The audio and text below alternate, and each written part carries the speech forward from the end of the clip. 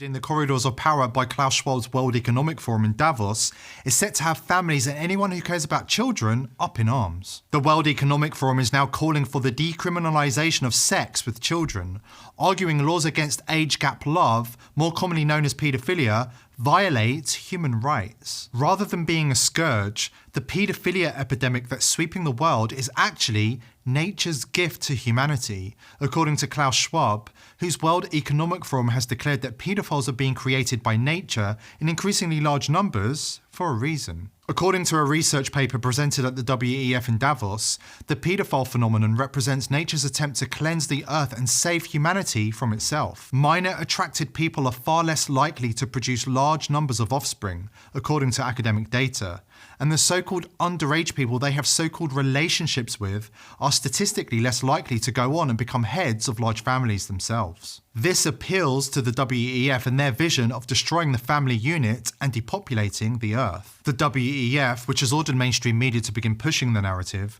wants to introduce an international policy that will require the majority of countries to decriminalise, or at the very least relax their laws against paedophilia. The New York Times, always at the forefront of the globalist agenda, ran an op-ed arguing that paedophilia is not a crime. According to the Times, civil rights protections must be extended to paedophiles. Without legal protection, a paedophile cannot risk seeking treatment or disclose his status to anybody for support. Not to be outdone, CNN countered with an article proclaiming that paedophiles are not monsters or social deviants living in the shadows.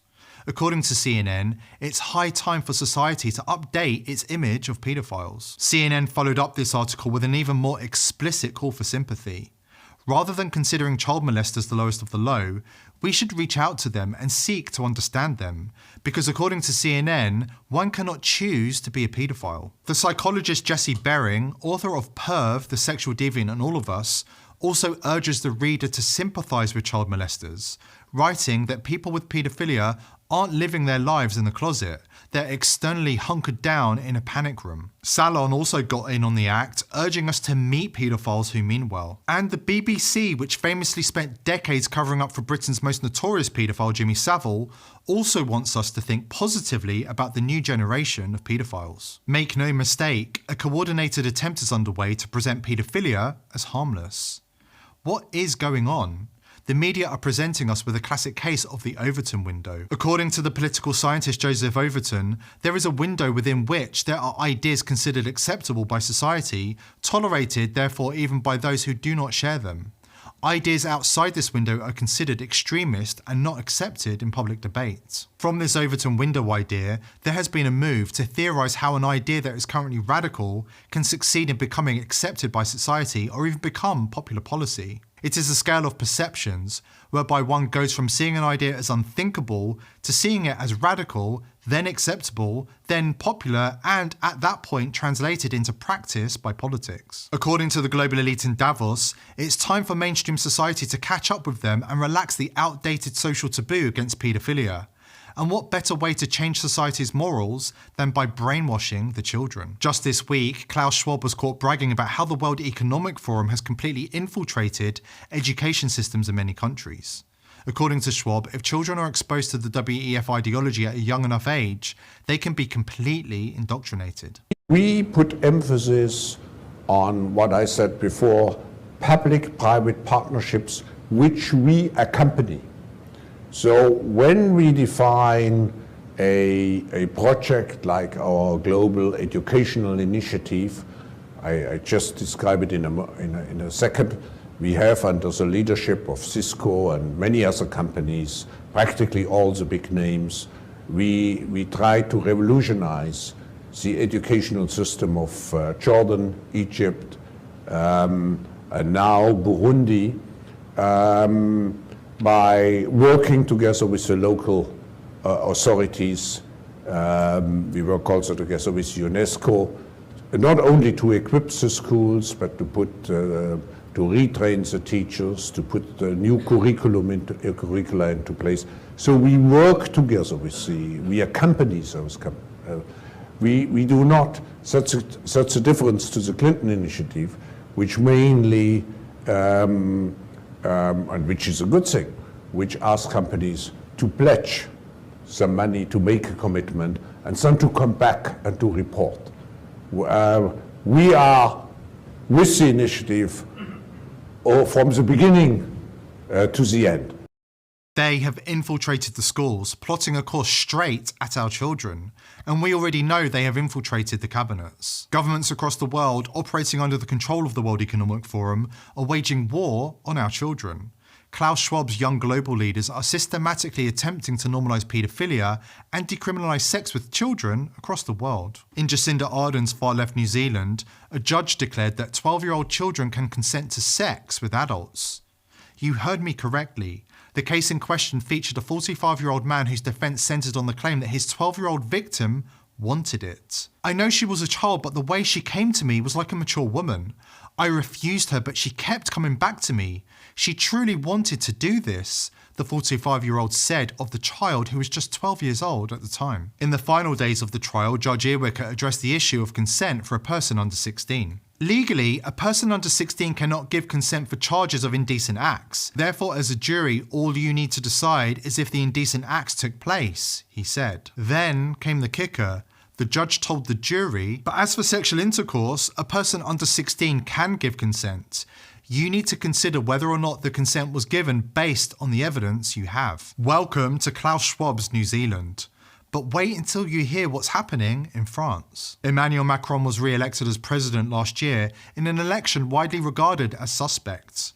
It's perhaps no surprise that he is also one of Klaus Schwab's young global leaders, and France is also normalising paedophilia. President Macron's government voted against having an age of consent in France in 2018, becoming one of the first nations to give in to pressure from an international cabal determined to decriminalise sex with children across the world. This means federal law in France has no legal age of consent, and adults who have sex with children of any age will not be prosecuted for rape if the child victim is unable to prove violence, threat, duress, or surprise. The draft bill against sexual and gender-based violence, known as the Schiappa Law, was signed into law by the French Parliament on the 3rd of August, sparking outrage in France as parents and children's rights groups accused Macron's government of betraying the nation's children. The lack of an age of consent places millions of children in serious danger of sexual abuse in France, according to child protection officials. If anything, that's an understatement. But should they be surprised? Like Jacinda Ardern of New Zealand, Macron is one of Klaus Schwab's young global leaders. They are all hell-bent on waging war against our children. Of course, the mainstream media is complicit in its silence. They too have been infiltrated by the World Economic Forum, and they'll try to cancel you if you dare speak out against any of these issues. According to the mainstream media in 2020, obesity is healthy, experimental vaccines are not causing people to keel over and die, and abortion is love. George Orwell warned us about these times. He said the elite would try to convince us that 2 and 2 equals 5, and that war is peace. Now they are trying to convince us that raping children is a way to make the world a better place.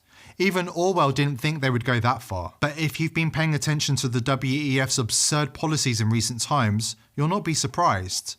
WEF policies all have one thing in common. They dehumanise, degrade and mock us. They are designed to take away all of the joys of life and inflict maximum pain. Then there is the depopulation drive, which was a conspiracy theory for a long time, but is now completely out in the open.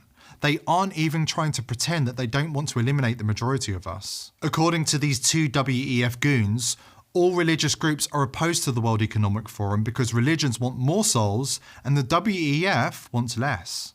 So in the session we just attended here at the Economic Forum, I think there was a sense of relief actually in your frankness. You brought up some issues that others are reluctant That's my to trouble. bring up. Always. All the religious groups are against me because I'm talking about population. They want more souls, I want less on the planet.